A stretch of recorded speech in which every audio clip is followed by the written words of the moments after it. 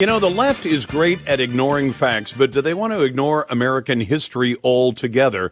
I thought we'd talk about that and the loss of the 1776 Project with Mike Gonzalez, who's senior fellow at Heritage and author of The Plot to Change America, How Identity Politics is Dividing the Land of the Free. Mike, welcome back. And there was certainly a fair amount of identity politics in Joe Biden's inauguration speech, wasn't there?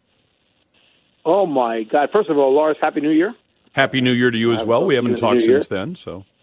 Yes. So, no, it really was astonishing how much identity politics kind of was hanging in the air.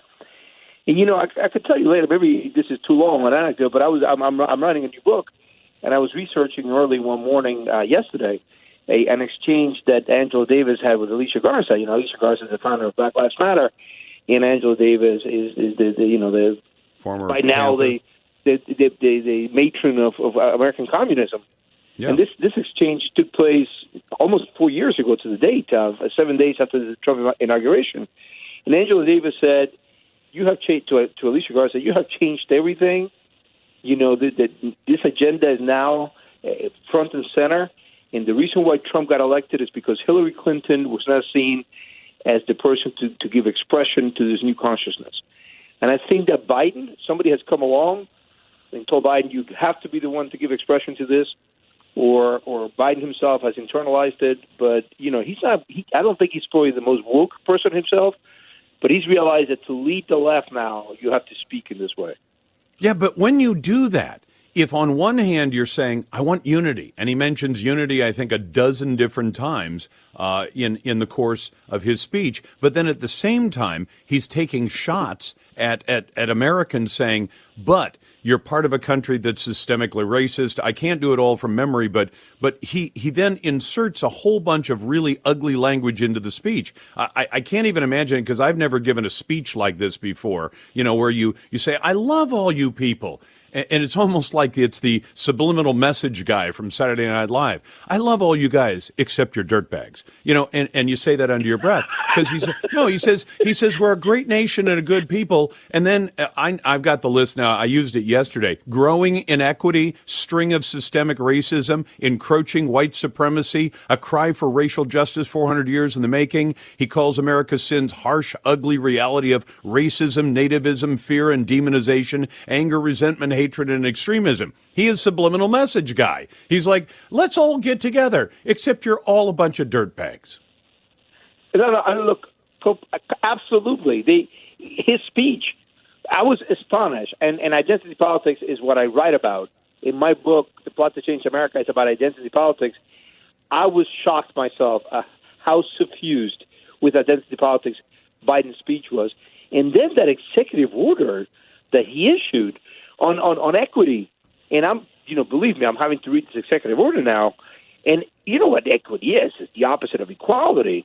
It's ensuring that people are not treated equally, that people are treated unequally in order to achieve equal outcomes. But this is now what Biden has issued, this executive order, which is and what did he call it? He called it I forget what executive order on advancing racial equity, and he said that it was going to be an all-government approach. So we might see the most identity politics-driven administration ever. Because you can drive it through all these different departments. He's saying we're not just going to do it through, say, civil rights, where there might be legitimate grievances. Hey, the cops here beat up, people of color and they don't beat up white guys, for the same kind of thing. You say, well, that's not right. We should set that right. But what happens when he starts driving it through EPA, through agriculture, through the Commerce Department, whatever? And I think I'm on the same page as Mike, just so people, in case you couldn't tell already. But let's say Mike and I are both equal, right? Except Mike sits down and writes a barn burner of a book like The Plot to Change America, and I write a book. I haven't written a book, but say I write a book, and it's not nearly so good. Mike's book sells a bunch of money, Mike a bunch of copies. Mike takes home a big paycheck, and I say, well, that's not equitable. We both wrote books. I should get as much money and as much fame and attention as Mike Gonzalez does. That's not equity. It's certainly not equality. And I don't know where you find the equity unless it's just, well, if you happen to be in the right interest group, then we're going to make you equal even if your efforts didn't make you equal. My book is not going to be equal to Mike Gonzalez book. I'm not going to sell as many copies. That's the way it goes. Try harder next time. That's exactly, you put it beautifully, Lars. That's exact. I want all your listeners to go and read the executive order on advancing racial equity and support for underserved communities throughout the federal government. That's the whole title of the executive order. And it calls for exactly what you were saying. It calls for an ambitious whole of government equity agenda. And it asks all the heads of all the agencies to do an inventory and write a report within the first 200 days on how the policies that they're advancing are leaving people from marginalized groups behind. In other words, it's going to be the disparate impact doctrine on steroids. Well, imagine this, Mike. Take, say, some tiny federal agency, the Small Business Administration. Somebody walks in, says, I'd like a loan. Here's what I'd like to do. I want to start a business. They should say, that's great. We want to help you out. We'll arrange for a low-interest loan. And everybody should get the same treatment. But if they start saying, well, we've noticed that most of the people who ask for the loans are white people, and we don't give nearly as many to people of color. So you're, I guess, under the new Biden administration, you say, well, then why don't you just start favoring people based on their racial characteristics or sexual characteristics or some other identity form and hand out the loans on that basis instead of on whether or not it's a good idea to make a small business loan to that person on paper, on the numbers. And you say, okay, that'll get equity. Well, yeah, it'll mean we'll hand out a whole bunch of small business loans to people of color and not nearly so many to the majority population. If that's their idea of equity, it's going to screw America up.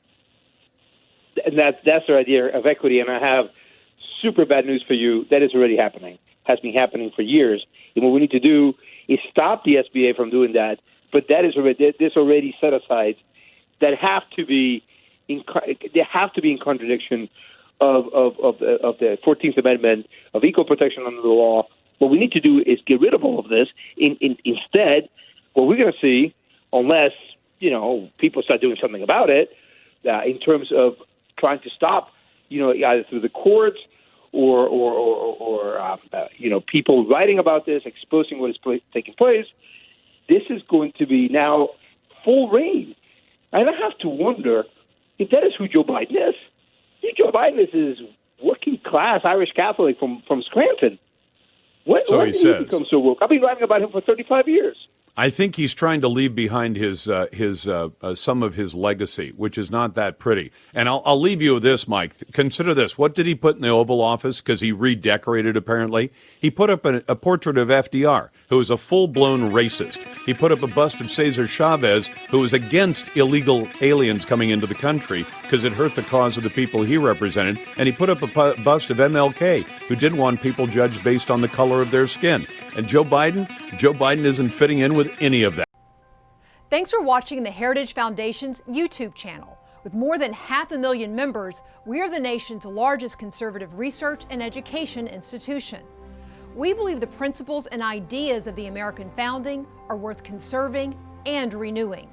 Please help us further our mission by subscribing to this channel and sharing our videos with your family and friends.